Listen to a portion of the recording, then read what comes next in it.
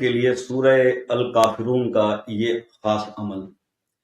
دیکھیے، میں بہت سارے وظائف آپ کے ساتھ ڈسکس کر چکا ہوں، اس میں سے اکثریت جو ہوتی ہے وہ رزق کے معاملات کے اوپر بنی ہوئی ہوتی ہے کہ رزق کی تنگی کو کیسے دور کیا جائے، مالدار کیسے ہوا جائے، رزق کی بارش کیسے ہو، یہ سب کچھ ہے۔ اللہ کے کرم کی بارش کے لیے بات نہیں ہوتی۔ اور دیکھیے، بات یہ ہے کہ اللہ تعالیٰ، ایک چیز میں آپ کو کلیئر کر دوں کہ دیکھیے، زندگی میں بہت سارے گناہ انسان سے ہوتے ہیں۔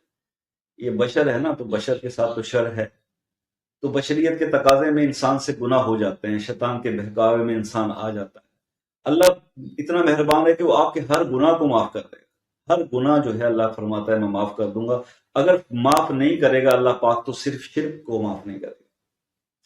دیکھیے، بات یہ ہے کہ یہ کچھ کلمات ہمارے زبان سے ایسے نہ چاہتے ہوئے بھی غصے کی حالت میں جب شیطان ہم پر پورے کنٹرول کے ساتھ ہوتا ہے تو کچھ ایسے الفاظ ہمارے